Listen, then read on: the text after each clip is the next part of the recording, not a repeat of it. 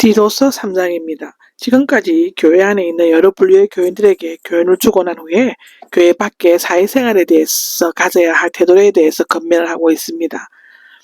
그들에게 깨우쳐서 순종하게 하고 하는데 통치자들과 집권자들 중간에 그리고가 생략된 특별한 경우이며 정치를 맡은 지도장 또는 권세를 잡은 권력자를 의미합니다. 이 글을 쓰게 된 배경에는 교인들이 폭동을 일으킨다는 소문이 있었을 것으로 추정되는데 복종하고 순종하며 라고 합성어로 순종하는 것을 의미하죠.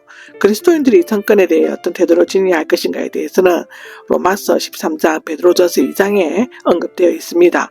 그리스도인은 비록 악한 지도자라고 할지라도 하나님께서 세우신 권세임을 인정하고 복종해야 하며 아무리 부당한 세금이나 의무라고 할지라도 그것이 거의 순종해야 한다는 것인데 예수님께서는 결코 헤롯을 부인하거나 세금을 부정하지 않았으시며 바오도 로마 황제에 대항하거나 정권 정복을 선동하지 않았습니다. 때로 악한 독재자나 정권은 참 믿음과 믿음을 봉가하는 도구나 믿음을 연단시키는 용광로 역할을 할 수 있었죠. 여기 깨우쳐는 아마도 바울이 그레데를 방문했을 때 주의를 준 것을 생각하고 있는 것 같습니다. 모든 선한 일을 할 준비를 갖추게 하십시오 라고 나옵니다. 그리스도인의 시민으로서의 국가가 필요한 선한 일들이나 질병 구제 봉사 등을 행할 준비를 늘 갖추고 있어야 한다는 뜻입니다. 남을 헐뜯거나 거룩한 것을 더럽히고 모욕하거나 또는 통치 세력이나 손해를 끼치는 자들에게 비방과 악담을 퍼붓지 말아야 한다고 디모데전서 6장 4절, 베드로전서 2장 23절에는 말하고 있습니다. 다투지 말고 간대하며 모든 사람을 온유하게 대하십시오 라고 나옵니다.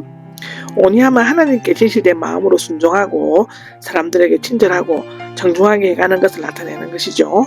만약 그리스도인들이 공동체뿐만 아니라 모든 사람에게 온유한 태도를 보이게 되면 그리스도를 반대하거나 비방하는 일은 사라지게 될 것입니다. 대하게 하십시오는 온유함이 그리스도인들의 삶을 가운데서 계속 나타나고 행하여야 할 것임을 나타내고 있는 것이죠. 아마도 바울이 1, 2절에서 건면한 내용이 무리하거나 가혹하다는 생각이 들어 우리도 죄 가운데 있었던 인간임을 고백함으로써 그레데 교인들과 디도를 격려하라고 했던 것 같습니다. 원문에는 왜냐하면이가 있는데 앞서 1, 2절에서 그레데 교인들에게 건면한 덕목들의 이유와 근거를 나타내고 있습니다. 우리도 한때인데 어리석고 불순종했고 속았으며 온갖 욕망과 쾌락의 노예가 되었고 라고 나옵니다. 악의와 질투로 세월을 보냈으면 나오는데요. 남에게 미움을 받고 또 서로 미워하면서 살았다라는 것입니다. 우리를 구원하신 하나님의 자비하심과 인간에 대한 사랑, 그러나는 죄악에 빠져 멸망할 수 밖에 없는 우리에게 전혀 반대되는 상황이 전개되고 있죠. 우리 구원자이신 나타나실 때라고 4절에 나오는데 앞에 3절에서의 인간이 주체였지만 4절과 7절에서는 인간이 수동적인 입장이 되고 하나님께서 주체가 되시는 것입니다. 우리 구원자이신 하나님이 나오죠. 하나님께서 우리를 구원하셨다는 신앙 고백이고 구원자라는 칭호는 그리스도에게 사용되고 있습니다.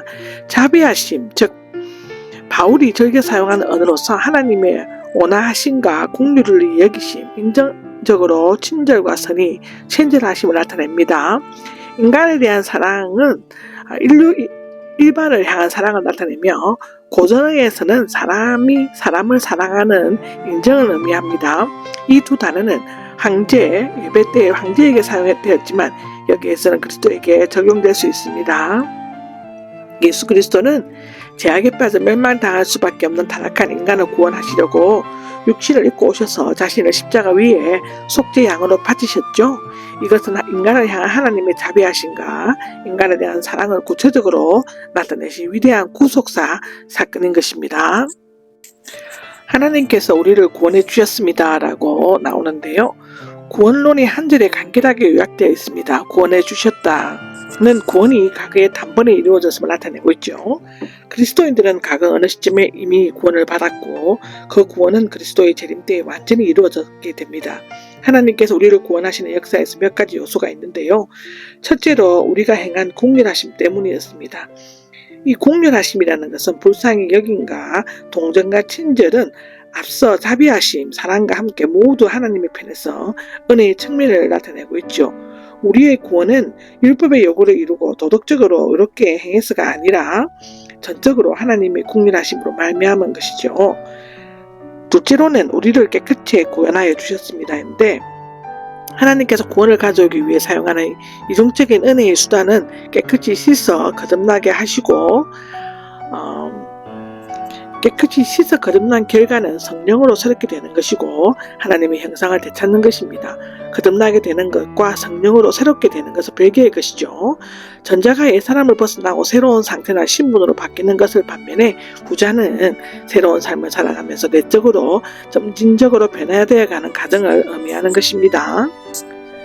하나님께서는 이 성령을 부어주셨습니다 라고 6절에 나오는데요. 예수님은 성령의 중보자셨죠.